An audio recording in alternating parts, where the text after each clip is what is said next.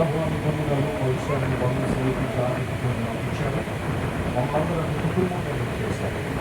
నేను అనుకూలంగా ఐక్యపరిచారు. రకరకాల మతాల కుటుంబాలు విభాగం మమ్మల్ని నీ సంఘంలో చేర్చుకుంటా నేను మహిళపరిచేవాడు.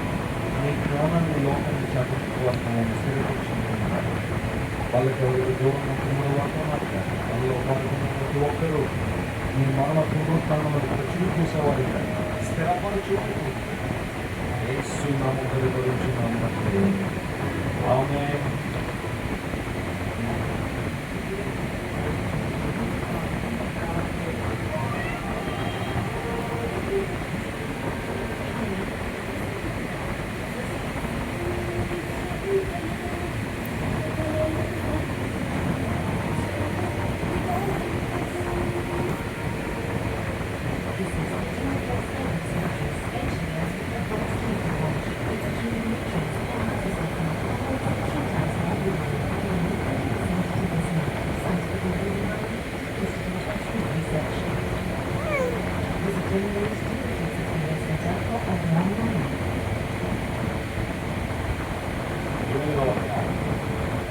Bible తెరవండి.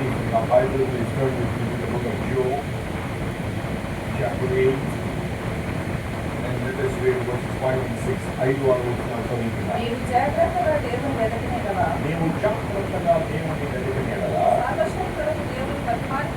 సర్వశక్తులకు దేవుని నీవు బ్రతిమాలుకునే ఎడల నీవు పవిత్రుడవై యథార్థవంతుడమైన ఎడల నిశ్చయముగా ఆయన నీయందు శ్రద్ధ నిలిపి నీ నీతికి తగినట్టుగా నీ నివాస స్థలమును వర్ధిల్ల చేయను.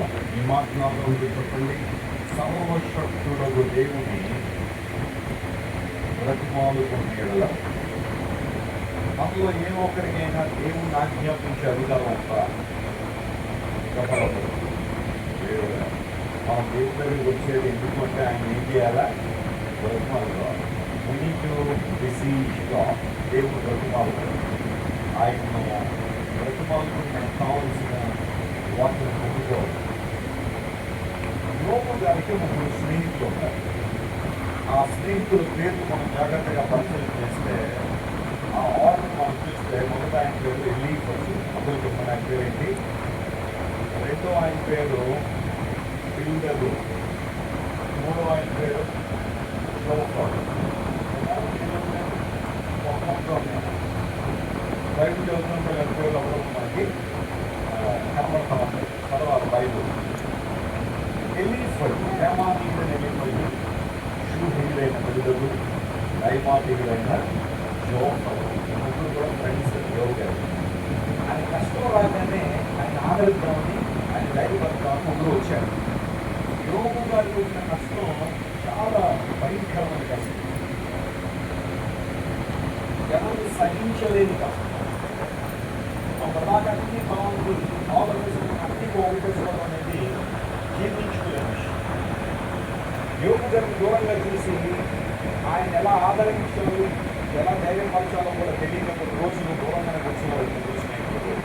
మరి వీళ్ళు అర్థం గురించి ఎంతో కనీసం ఆదరించడానికి, ప్రోత్సహించడానికి ఎక్కువ స్నేహితులు కూడా యోగు గారిని మాట్లాడుతుంటారు. వాళ్ళిద్దరి మధ్య అంటే యోగు గారికి స్నేహితుల మధ్య కొన్ని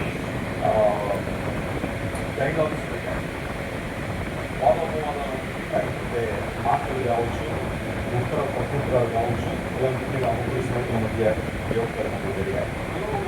వాటి విధానాలు దేవునికి యోగు గారికి తన స్నేహితుల మధ్య జరిగిన సంభాషణ అంతా కూడా ఆ సంభాషణగానే యోగులు ఒక వాయిదా. చాలాసార్లు చెప్తున్నా బైబిల్లో మొట్టమొదటిగా యోగులు ఉన్నారు. అదేవిధంగా ఆదికాండం కదండి మొట్టమొదటిగా ఉందంటే ఆదికాండాన్ని రాసిన మోషే ఆదికాండం కన్నా ముందుగానే యోగు గ్రంథం రాసిన చరిత్రకారుల యొక్క బైబిల్ పండితుల అభిప్రాయం. At least first chapter and last chapter అయినా మోషేని రాసుకుంటారు. ఆ మిగతా మధ్యలో ఉన్న ఆ చాప్టర్స్ అన్ని కూడా యోగు గారు మరియు స్నేహితులు కంపేర్ చేశారు. దేవుని మాటలు మనందరి కోసం నిక్షేపం చేయబడ్డారు. బైబిల్ కూడా నేను ఒక పరిచయం బైబిల్ ఒక గని లాంటిది. అమలు చెప్పిన బైబిల్ ఎలాంటిది? మనం తోడుకుంటూ వెళ్తుంటే చాలా విషయాలు పెట్టేస్తాం. బైబిల్ గ్రంథంలో నేర్చుకోవాల్సిన విషయాలు చాలా ఉన్నాయి. నాకు అన్నీ వచ్చు అని ఎవరు అనడానికి లేదు. We have to learn each and every day from the Bible. బైబిల్లో దేవుని వాక్యం వెనుక ప్రతి మాట మనం ఎదుర్కొంటాం.